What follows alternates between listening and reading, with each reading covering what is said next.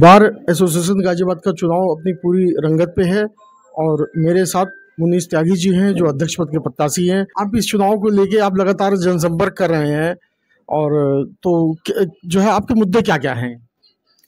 मेरे मुद्दे प्राथमिकता पे यहाँ पे साफ़ सफाई, जो टॉयलेट वगैरह में गंदगी है उसकी साफ़ सफाई के लिए व्यवस्था करना, और जो चैम्बर विहीन अधिवक्ता हैं उनके लिए चैम्बर उपलब्ध कराने के लिए प्रयास करना।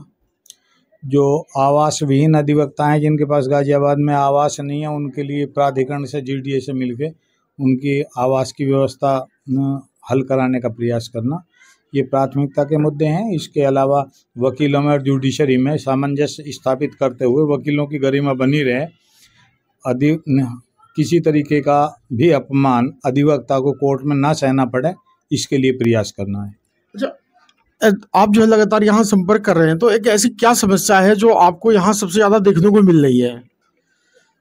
जो समस्या हैं वो तो सभी को जानते हैं। थोड़ा सा जो नए बच्चे हैं उनको अभी चैम्बर नहीं मिले हैं, साफ़ सफाई की थोड़ी व्यवस्था प्रॉपर नहीं है, और कोर्ट में वकीलों को प्रॉपर सम्मान नहीं है, बैठने की उचित व्यवस्था नहीं है, ये एक बड़ा मुद्दा है। अधिकारी लोग भी अपने समय का पालन नहीं करते हैं, समय पे बैठते नहीं हैं, अधिवक्ताओं को काफ़ी देर खड़ा होकर इंतज़ार करना पड़ता है, तो उसके लिए भी वकीलों को किसी भी तरीके से अपमानित ना होना पड़े, अधिकारी भी अपने अनुशासन में रहें, इसके लिए भी मेरा प्रयास करने का मन है।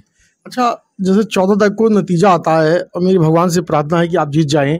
जीतने के बाद ऐसा पहला काम क्या होगा जो आप अधिवक्ताओं के लिए सबसे पहला काम करने की आपने मन बनाया हो कि मुझे सबसे पहले जीतते ही सबसे पहले ये वाला काम मैं सबसे पहले करूँगा? मैं जीतने के बाद सबसे पहला प्रयास जो मेरा है, ये जो हमारा बाथरूम का जो बाथरूम है ये बहुत ज़्यादा गंदा है और इसमें पानी टपकता है, मैं प्राथमिकता पे सबसे पहले उसके लिए काम करना चाहूँगा। अच्छा, मैंने अभी यहाँ कई अधिवक्ताओं से बात किया, वो आपके जो आपकी सज्जनता के हर बहुत से अधिवक्ता मुरीद हैं। मैं देख रहा हूँ कि लगातार आप जहाँ जनसंपर्क करने जा रहे हैं वहाँ अधिवक्ताओं का सबसे ज़्यादा प्यार आपको मिल रहा है और ऐसे लगता है जैसे आप एक उनके साथी नहीं, उनके गार्जियन के तौर पर आप उनसे मिल रहे हैं और वो भी आपको उसी तरह से सम्मान दे रहे हैं। इसकी वजह क्या है? इसकी वजह मैं समझता हूँ कि मैं ऐसा मानता हूँ कि मेरा बेटा भी वकील है, मेरी बेटी भी वकील है, और जो मेरे से छोटे हैं मैं उन्हें उसी दृष्टि से देखता हूं कि नए वकील के लिए क्या क्या दिक्कतें होती हैं और उन सबको एक परिवार के रूप में हम कैसे दूर कर सकते हैं। एक मुखिया के नाते हम सबकी समस्याओं का निराकरण करने के लिए क्या बेहतर कर सकते हैं, ये मेरे मन की सोच होती है। और इस मन की सोच का ही कारण ये है कि लोग मुझे प्यार करते हैं, छोटे मुझे बहुत सम्मान देते हैं, बड़े भी मुझसे बहुत प्यार करते हैं। तो ये वास्तविकता है कि मैं ईश्वर को धन्यवाद देता हूँ, मुझे कचहरी में बहुत प्यार मिला है और अभी भी मिल रहा है। अच्छा, क्योंकि अब जो है आपने इस पूरे कचहरी को, यहाँ के जितने अधिवक्ता हैं सबको आपने अपना परिवार माना है, तो इस परिवार रूपी कचहरी से आप क्या अपील करना चाहते हैं? परिवार रूपी सभी लोग अपना सहयोग से काम करते भी हैं और उनसे भी यही अपेक्षा है, और मैं भी निश्चित तौर पे जब घर का मुखिया किसी में भेदभाव ना करे किसी भी कारण से, जाति पे ग्रुप पे, तो मुखिया की इज्जत बढ़ती है। जब मुखिया किसी भेदभाव के साथ एक से अच्छा व्यवहार करेगा, दूसरे से खराब व्यवहार करेगा, तो मुखिया की भी इज्जत घटती है और परिवार भी टूटता है।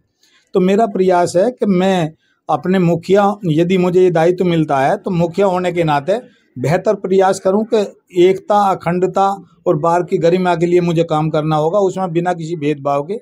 मैं पहले भी ये प्रयास कर चुका हूँ भाई। हमारा जो पहला कार्यकाल था वो बहुत लंबा टाइम कोरोना में गया, उसमें बहुत सारे वकील ऐसे थे, स्वाभाविक रूप से हमारे ही तो साथी चुनाव लड़ते हैं, कोई किसी को वोट देता है, कोई किसी को वोट देता है, सब एक को तो वोट देते नहीं। लेकिन हमने उस समय भी ये प्रयास किया कि किसी ने हमें वोट दिया या ना दिया, हमने सभी को एक नज़र से देख के अपने साथ लिया।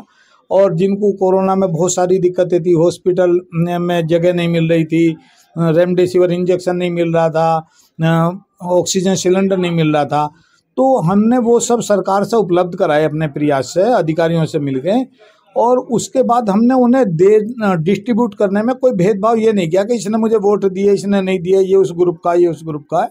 प्राथमिकता पे कई एक लोगों ने मतलब उस बात को बहुत यूँ सराहा कि जो हमारे खिलाफत में भी खड़े थे चुनाव में, भाई स्वाभाविक है कोई किसी को वोट देता है, तो उन लोगों को भी प्राथमिकता पे उनकी समस्या का निराकरण हुआ और वो लोग भी आज मुरीद होकर हमारे साथ हैं।